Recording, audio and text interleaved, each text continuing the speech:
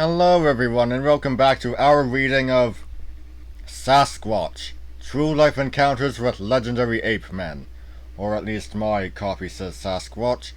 Anyway, today's chapter is Asian Wild Men. What, you thought it was just a Yeti in Asia? No. Let's get started. Creature of Many Names. There have been hundreds of reports coming out of Central Asia about a creature that is neither fully human nor entirely animal. It goes by many names, depending on the language of the humans who encounter it. Among the assorted dialect terms for this wild man are Abnuaya, Barmanu, Bekbok, Biabin Guli, Gulbiavan, Guliavan, Golubyavan, Kaptar, Quadan, Gasigayak, Mirgadi, Mulan, and Voita. Because the study of this creature has moved out of folklore and into science, a more accepted general term has been needed to cut through the confusion. Those studying reports from China tend to call the beast the Yeren, while those looking at reports from Mongolia and what used to be the Soviet Union call it Almas, or sometimes Almasty.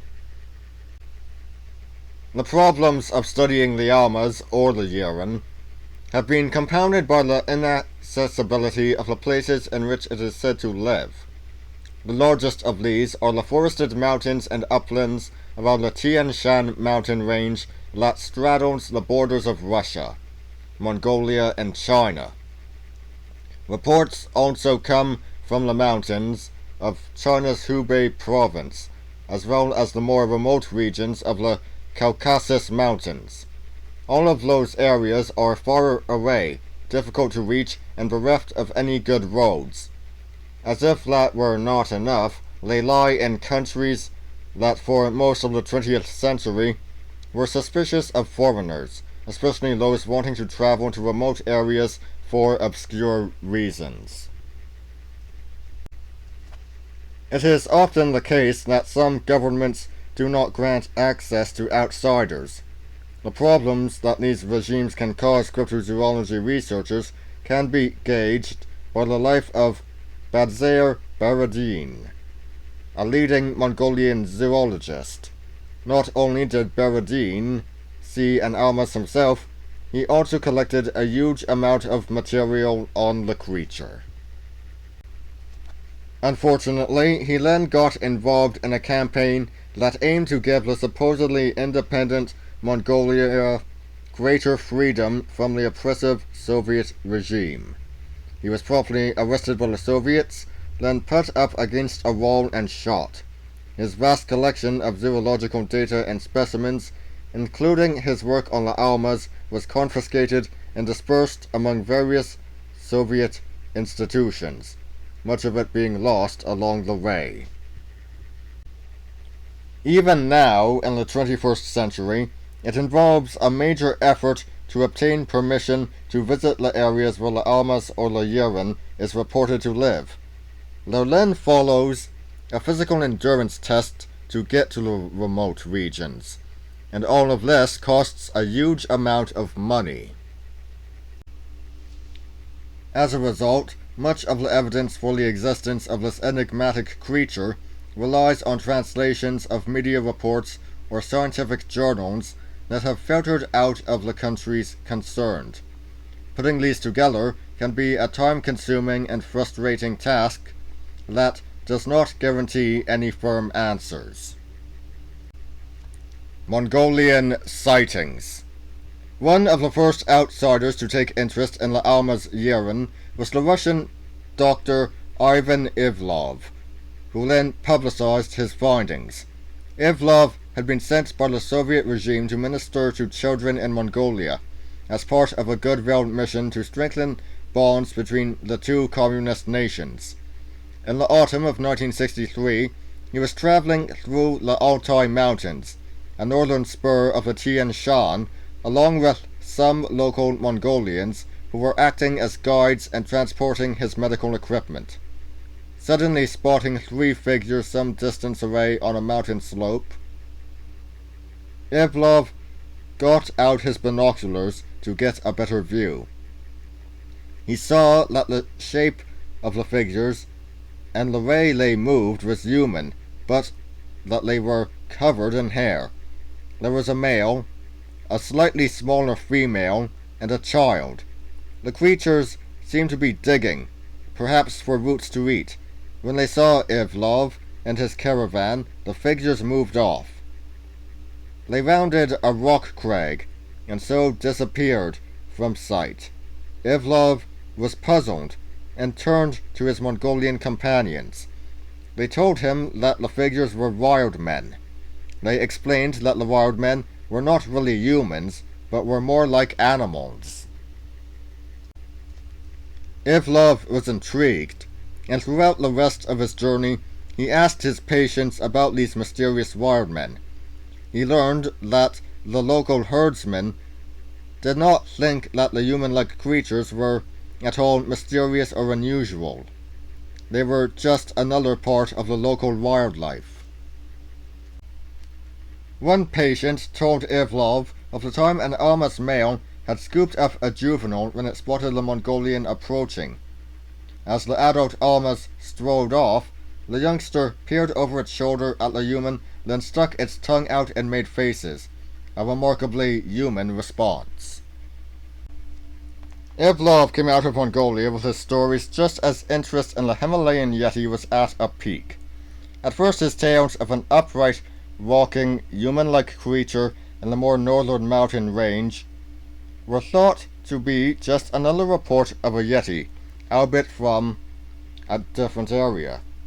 As researchers began looking into the subject, however, it gradually emerged that the Almas or Yeren was far more like a human than was the basically ape-like Yeti. It also transpired that the wild men had a rather longer history of encounters with humans than did the Yeti, the Sasquatch, or any other type of cryptid primate.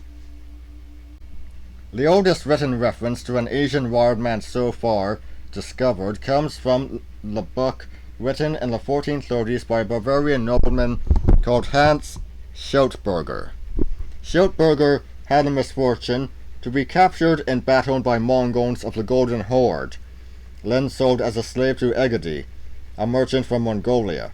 After extensive travels through the world of the Mongol hordes that then ruled most of Asia, Schildberger eventually got back to Europe, where he was bought by a Christian and set free to return home. He wrote up his memoirs and included the following section when talking about the Tian Shan. In the mountains live wild people who have nothing in common with normal human beings. A pelt of fur covers the entire body of these creatures. Only the hands and face are free of hair. They run around the helms like animals, and eat foliage and grass and whatever else they can find. The lord of the territory made Egede a present of 2 of these forest people, a man and a woman. They had been caught in the wilderness, along with 3 untamed horses the size of asses, and some other animals not found in our lands, and which I cannot therefore put a name to. From what he says elsewhere, the wild horses that Schildberger refers to were the species now known as Przewalski's wild horse. These animals do indeed live in the foothills of the Tian Shan, just as Schildberger claimed, so he probably remembered correctly about the forest people. Published in the Qing dynasty in around the year 1664, was a book entitled The Mirror of Medicine, a compendium of wild animals to be found in northern China and Mongolia. It gave the ways in which their flesh, bones, or other parts could be used in traditional medicine. Among all the assorted birds, fish, and mammals that are unquestionably real creatures, was included the wild man. According to the text, the wild man lives in the northern mountains, and his origins are like that of the bear. His body resembles that of a man, and he has enormous strength. His meat may be eaten to treat mental disease. His gall cures jaundice. Alongside the text was a small illustration. It showed a basically human figure standing on a rock with its left arm upraised. The entire body of the creature, except for its feet and hands, were shown covered in dense fur. Even the eyes and the mouth were surrounded by hair. As with the patience of Ivlov, the writer of the book was referring to the wild man as if he were nothing out of the way or extraordinary. An Almas woman was apparently captured in the 1890s, or thereabouts. In 1910, a Kazakh herdsman told Russian zoologist V.A. Kaklov that he recalled having seen a wild woman in his youth. He said that she had been captured by some farmers and was being kept chained up when he saw her. The herdsman said that the woman was usually quiet, but would screech and bare her teeth if approached. He said that she had a most peculiar way of lying down to sleep. She rested on her knees and elbows with her forehead on the ground, and with her hands folded over the back of her head. The herdsman recalled that the wild woman ate raw meat and vegetables, and that when drinking she would lap like a dog. She was apparently released after a few days and fled back to the forests. In 1907, Saiben Zamatsorano, a Mongol who had been educated in St. Petersburg, found himself sentenced to indefinite internal exile for getting involved in revolutionary political activity. To his delight, he found that he had been exiled to his homeland in the far east of the Russian Empire. He stayed there even after the Soviet Union replaced the Tsarist regime, continuing his scholarly work in the quiet, remote area. Among the subjects he investigated were the Almas. Zamatsorano interviewed dozens of Mongolian nomads who claimed to have encountered the wild men. He made detailed notes of the reports and got a local artist to work with the nomads to produce a series of pictures of the creatures that they had seen. He also drew up a large map of the Tian Shan region and marked on it each sighting, together with the date it was made. He returned to Leningrad, as St. Petersburg had then become, in 1928. When he died in 1940, his archives were taken by the Leningrad Institute of Oriental Studies. So far as is known, they were destroyed during the German siege of Leningrad in 1941-42. In the 1960s, one of Zamatsorano's research assistants, Dorji Yeren, was asked what he could remember of the Almas data. This had not been his speciality, but he did remember some of the things that Zamatsorano had told him, and he also recalled some details of the marked-up map. He recollected that reports had been particularly numerous in the Gorban-Bogdan, Chardzin, and Alachan districts, but had also been made from the Kauka-Gobin, Govid, and Dzak-Sujin regions.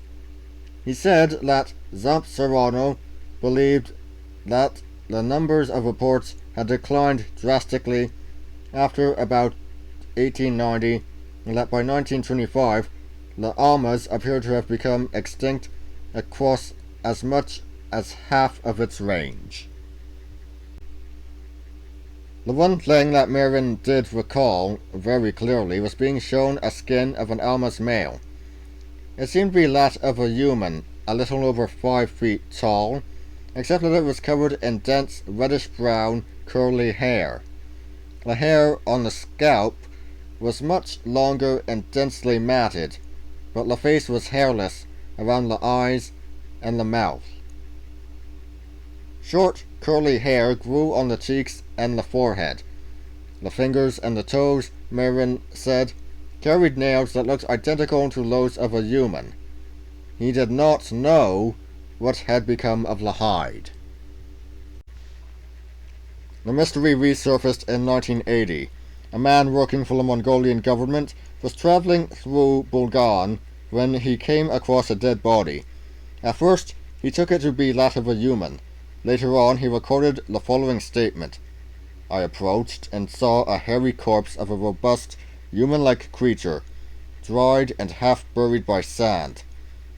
I had never seen such a human-like being before, covered by camel-color, brownish-yellow, short hairs, and I recoiled, although in my native land in Xinjiang I had seen many dead men killed in battle.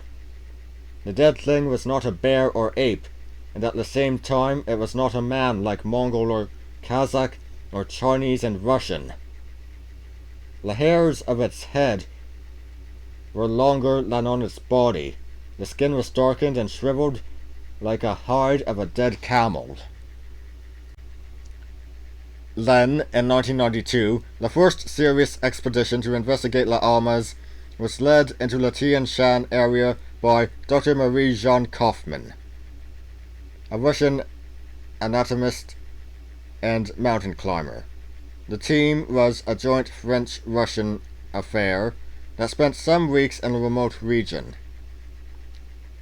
During that time, the expedition collected more than 500 eyewitness accounts, including descriptions of Almas' families.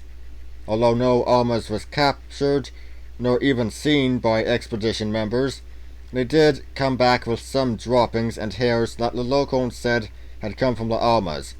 Although the hairs could not be matched to any known animal, they might have come from a primate. The droppings contained food remains that showed that the animal that had made them was omnivorous, but in shape and texture they were quite unlike those of a bear, the only large omnivore known to live in the area. Armed with clubs. The Pamir Mountains lie to the southwest of the Tian Shan, and tales of the Almas have come from there also. One of the earliest reports to come out of the region was that of Major General Mikhail Topilsky. He was commanding a cavalry regiment in the Red Army during the Civil War that racked the Russian Empire after the Communist Revolution of 1917. In 1925, Topilsky and his men were given the task of hunting down anti-communist forces in the Pamirs. Topilsky and his men had been tracking a group of a dozen or so fugitives. Topilsky called them bandits for some time when they heard gunshots. 3 of the enemy were running towards them, so the Red Army men opened fire, killing 2 and wounding the 3rd. The wounded man turned out to be an Uzbek from Samarkand. When questioned, he said that he and his companions had not been attacking Topilsky's unit, but had been fleeing an even worse danger. Gigantic, hairy men who were armed with clubs. At first, Topilsky did not believe the Uzbek, but the wounded man then showed him the site of the fight, a cave beside a glacier. The bodies of the 5 bandits were found, and so was the body of one of the hairy giants. Topilsky's report continued. The body had 3 bullet wounds. Not far off we found a stick made of very hard wood, though it cannot be stated for certain that it belonged to the creature. At first glance, I thought the body was that of an ape. It was covered with hair all over, but I knew there were no apes in the Pamirs. Also, the body itself looked very much like that of a man.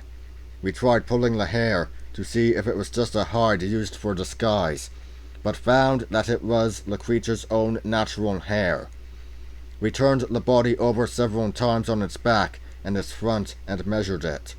Our doctor, who was killed later the same year, made a long and thorough inspection of the body, and it was clear that it was not a human. The body belonged to a male creature, 170 centimeters tall, elderly or even old, judging by the greyish colour of the hair in places. The chest was covered by brownish hair, and the belly with greyish hair. The hair was longer but sparser on the chest, but short and thick on the belly. In general, the hair was very thick, without any underfur.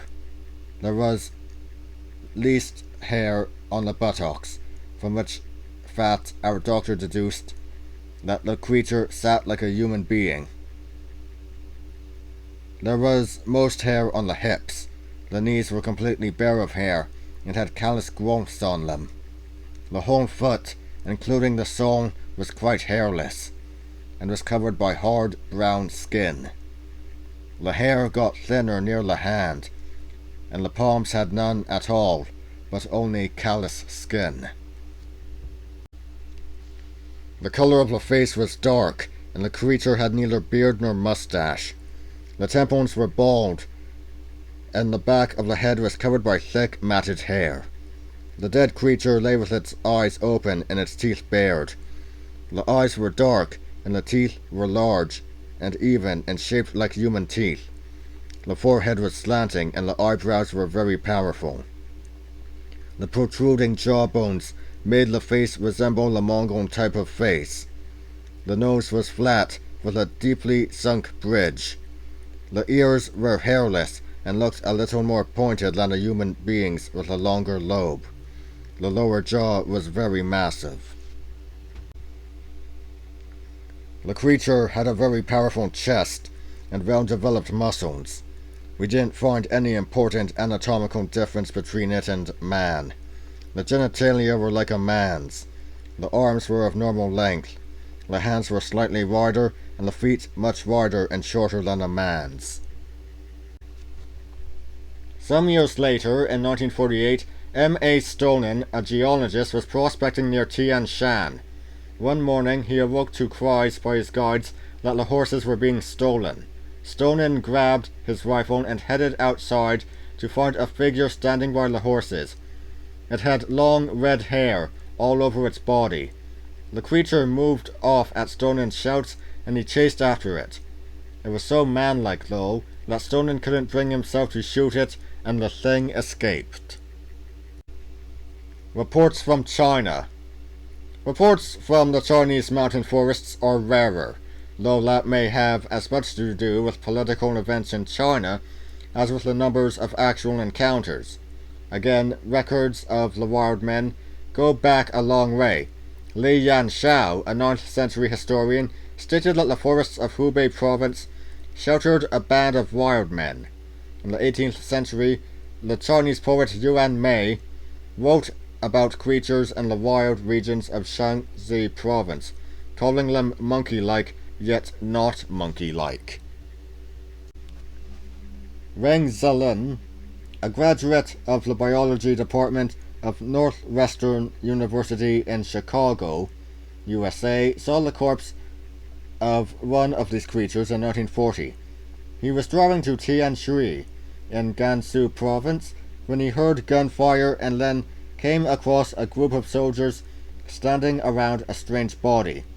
It was a female human-like creature about 6 feet 6 inches tall and covered with a coat of thick greyish-red hair about 1¼ inches long. The hair on its head was about a foot long, but the hair on its face was shorter. Its cheekbones were prominent, and its lips jutted out. Then, in 1957, a middle school teacher of biology in Zhejiang province claimed to have obtained the hands and feet of a man-bear, killed by local peasants. He believed that they belonged to a primate since they looked like the hands of an ape or a large monkey. After much thought, he decided that they might possibly belong to an enormous monkey of some unknown kind. In June 1997, the Xinhua News Agency of China issued the following report to the international media. Hundreds of very large footprints resembling those of a man, but much larger, have been seen in the forests of the mountainous Shenongjia National Park in central Hubei province, says Reng Fengchen, head of the privately run Committee for Research on Strange and Rare Creatures. We have made preliminary conclusions that they were left by two animals walking on two legs, said Rang, who has been hunting for the fabled creature for several years. The biggest footprint is 37 centimeters long, very similar to that of a man, but is quite a bit larger than a man's and is different from the footprints of a bear or any other identified animals, Rang said. He said he believed the creatures that made the footprints weighed about 440 pounds. Rang had led a team of 30 scientists on a fruitless hunt through Shenongjia the previous summer. He had vowed to resume his search for the fabled 197 centimeter tall, red-haired human-like creature that is part of local folklore. Rang's team found similar footprints left by two other mysterious creatures in Shenongjia last winter. Progress toward unraveling the myth of the wild man would be of great scientific significance, Rang said. But he urged caution and warned researchers not to jump to swift conclusions without hard scientific evidence.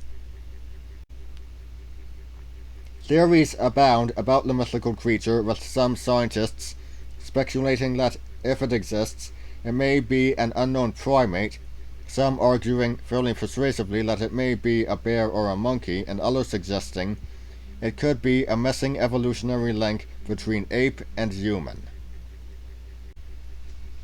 By May 2000, the Xinhua news agency had decided to use the American term of Bigfoot for the Yeren when it issued the following report from Wuhan.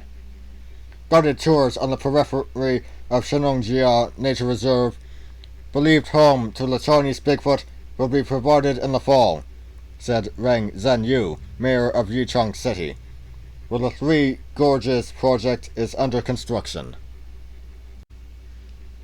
They will be able to visit the roads where local residents have reportedly seen Bigfoot, but tourists will not be allowed to go further into the nature reserve, Reng said. The guided tours become a part of the Yangtze Three Gorges International Tourism Festival in Yichang City in central China's Hubei province from September 30th to October 30th. A team of paleoanthropologists from Beijing, together with local researchers and reporters, discovered footprints that were 16 inches long, brown hair, and chewed corn cobs in Shenongjia last October. The possibility that it was a bear has been ruled out by Yuan Zhenzin, a well-known paleoanthropologist from the Chinese Academy of Sciences. Life Sciences Professor Pan Renshi from Beijing University visited the nature reserve several years ago. He believed that it was not an ideal living environment for quadrumana, primates with four hands, because of frequent human activities and the shortage of broad-leaved trees and berries in the forest. Another scientist, Reng Fengchen, head of the Committee for Search for Rare Animals and Plants, said that repeated attempts to track down Bigfoot have been disappointing. However, a few scientists do believe in the possibility that such a half-man, half-ape creature still exists in the forests of China. It is reported that there have been sightings of Bigfoot in Tibet Autonomous Region in southwest China. Reports from the Caucasus.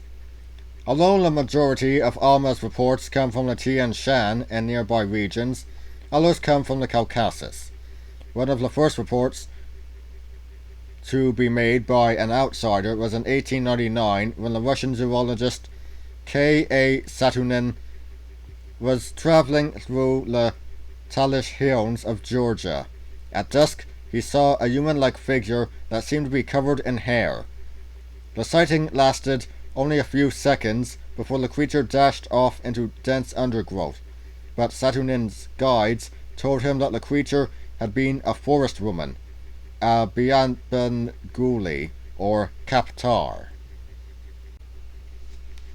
According to a later account, a Kaptar woman was captured alive in the Caucasus Mountains, sometime around 1840.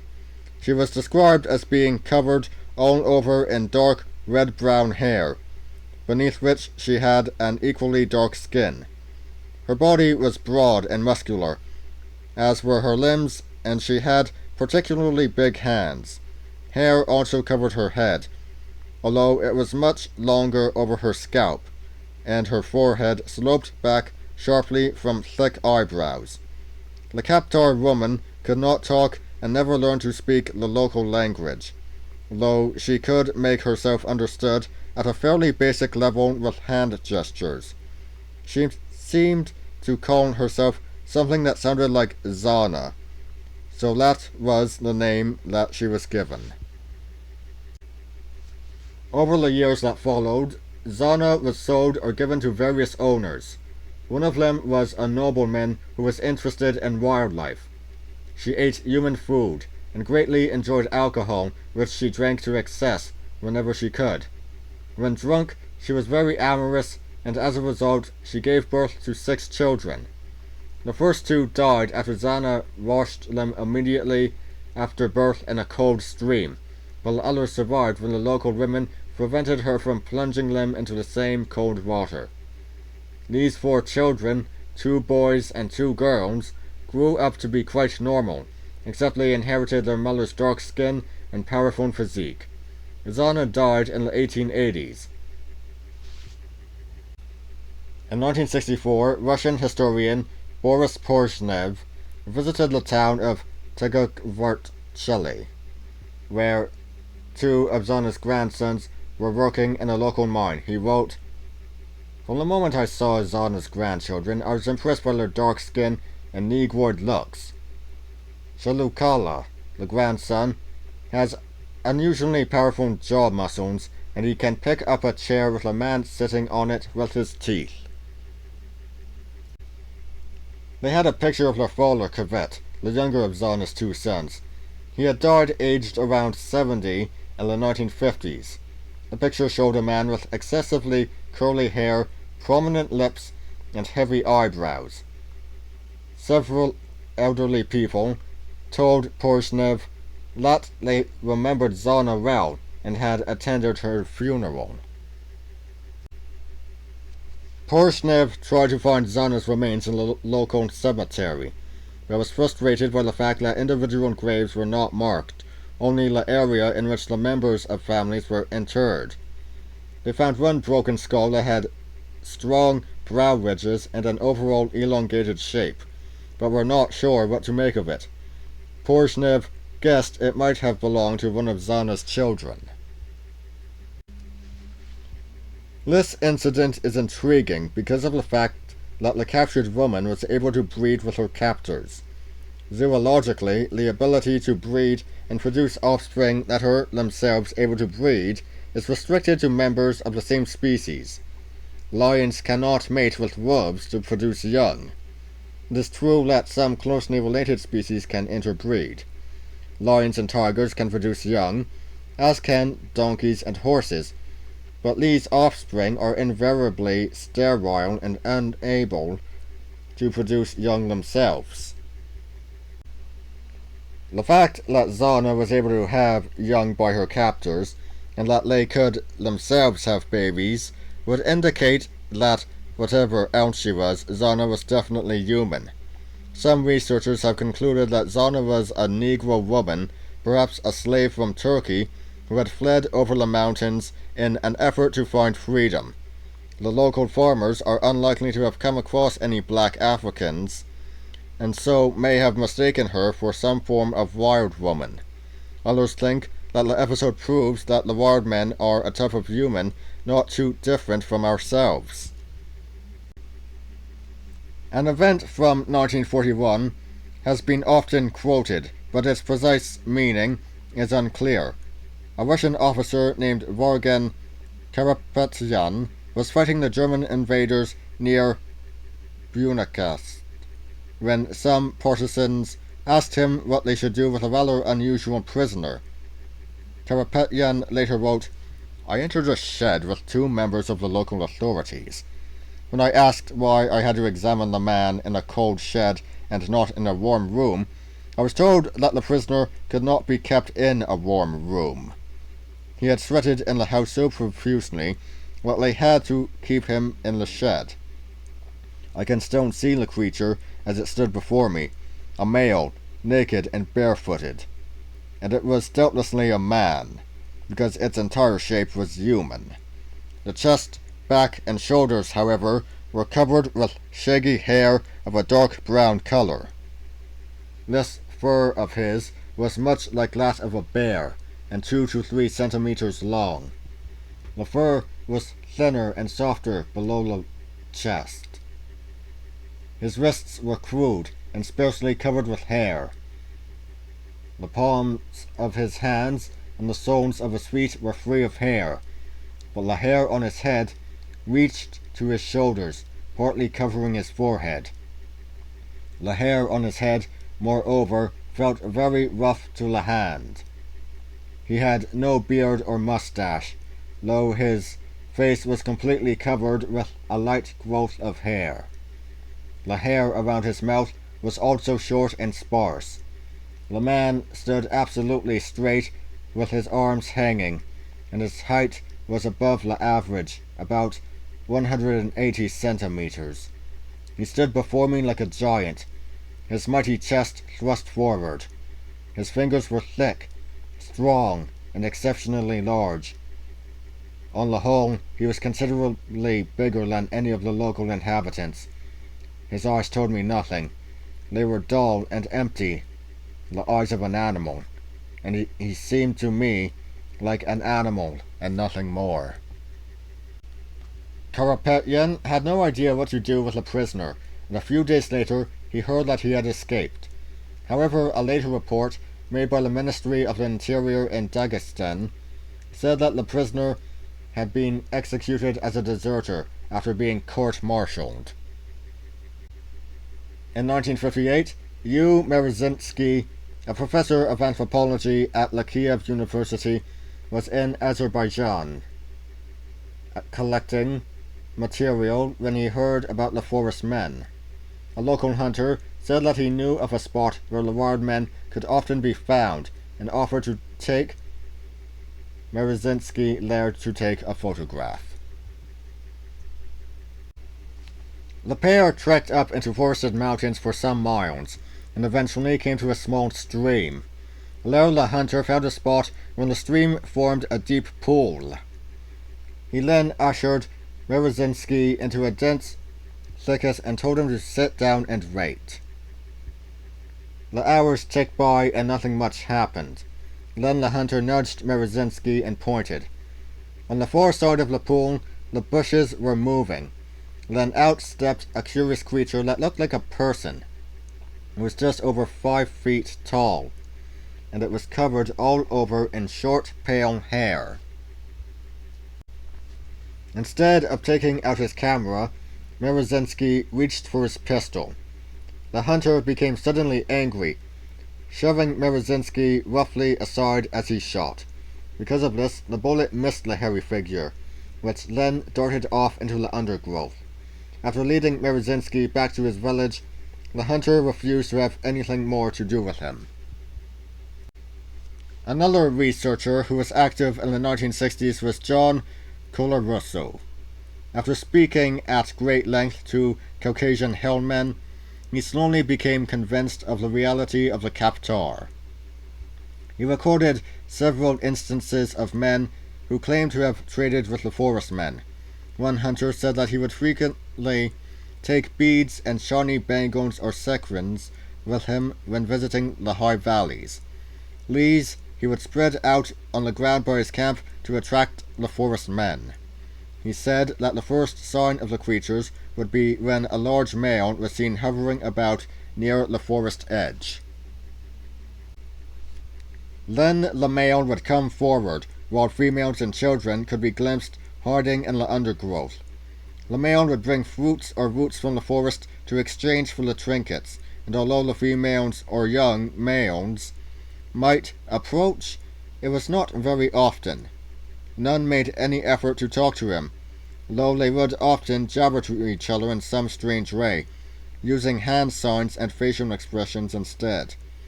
He reported that they were unaggressive, but were sly and cunning.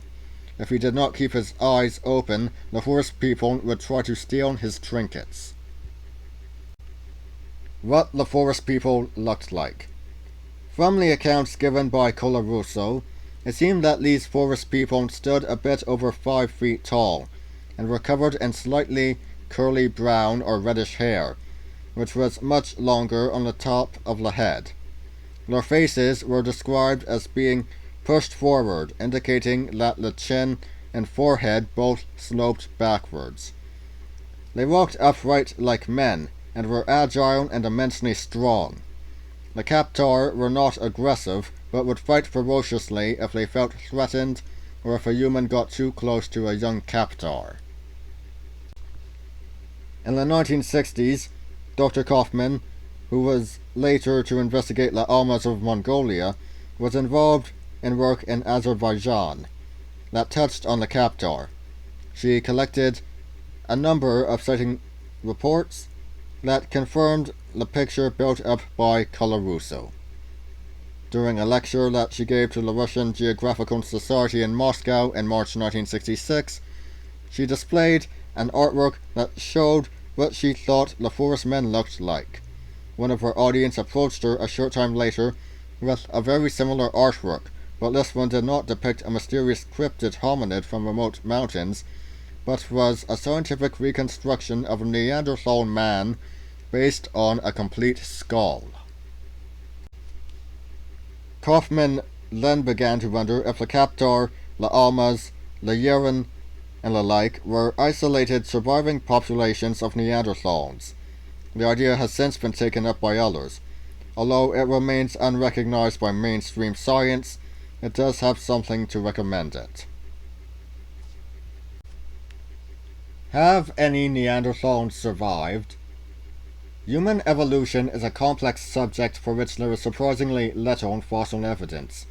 Scientists frequently change their minds about how modern humans have evolved as new evidence is found or old evidence is reappraised. Inevitably, there are often disputes between specialists. The general view, as it currently stands, is that about 5 million years ago in Africa, a branch of the ape family known as the Australopithecines evolved to walk upright. These creatures were not markedly more intelligent than other apes and did not use tools. About 2 million years ago, one branch of the Australopithecines, generally called the habilis, developed a larger brain and began making tools. Some consider these apes to have been advanced enough to be classified as humans, others do not. Finally, about 1 million years ago, the first creature that is widely accepted as a human appeared. This was Homo erectus, which first evolved in East Africa, but then spread out to live across all of Africa, Europe, and Asia. The body of Homo erectus was very like that of a modern human, but the skull was rather different. It had a small ridge along the top for the attachment of powerful jaw muscles and a second ridge around the base of the rear. Its forehead sloped back dramatically from massive eyebrow ridges that ran straight across the face from one side to the other, and its face was very wide and shallow. A feature of the lower jaw was that it lacked a chin. The way we were. About 200,000 years ago, our own species, Homo sapiens, appeared. Again, this was in East Africa. Homo sapiens developed into a number of different subspecies, which were all basically the same animal, but with some minor differences. One of these subspecies was the Neanderthal, or Homo sapiens neanderthalensis. Neanderthals first evolved in Europe or the Middle East about 125,000 years ago. They spread fairly rapidly west across Europe, and east at least as far as the Balkhash Lake in Kazakhstan, a point midway between the Caucasus and the Tian Shan Mountains. In its general shape, the Neanderthal skull was midway between that of a fully modern human and Homo erectus. There was a heavy ridge of bone along the eyebrows, but it was not as pronounced as before, and it now had arches over the eyes that were something like our own. The forehead sloped back, but it was rather more upright than before, and the face was less wide and heavy. However, the lower jaw still lacked a proper chin, and the nasal bones indicate that the nose was fairly wide and flat. The key difference between Neanderthals and Homo erectus was that the Neanderthal skull contained a brain every bit as large as that of a modern human. This is demonstrated by the fact that the Neanderthals made and used tools of bone, stone, and wood. Side branch of evolution. The Neanderthal skeleton was very similar to that of modern humans, but it was shorter, stockier, and more heavily muscled. Neanderthals would have only reached a height of about 5 feet 3 inches. Most scientists believe that the Neanderthals were a side branch of human evolution that evolved to suit the very cold conditions of the Ice Age. The short, stocky body was better able to retain heat, while the big nose would have warmed cold air before it entered the delicate lungs. If this were the case, it would have made sense for Neanderthals to have developed a thick, hairy coat, but since only the bones of these humans have survived, we have no way of knowing if this was or was not the case.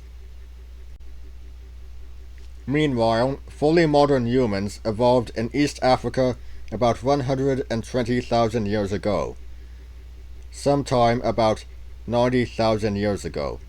The date is unclear. This subspecies migrated out of Africa into the Middle East and then spread slowly across Asia and Europe.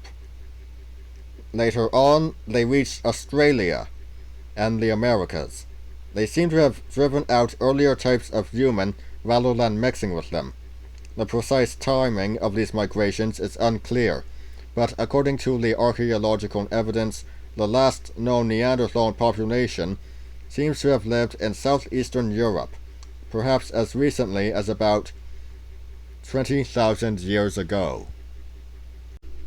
We know, therefore, that Neanderthals did live in the areas where Almas are reported today.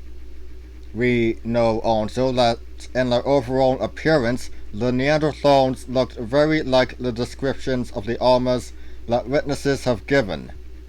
What we do not know for certain is when the Neanderthals were replaced by modern humans in these areas. It is not even certain that modern humans did replace Neanderthals in all places. It is possible that some small populations of Neanderthals or some similar form of early modern humans have survived into modern times in remote regions. And that would be the chapter. I apologize for saying the word Negro, but yeah, that's from the actual text, and I wouldn't say that normally. Yeah, Asian wild men, certainly a mystery, isn't it? Surviving Neanderthals, who knows? Anyway, that's all for today. I'll see you all next time. See ya!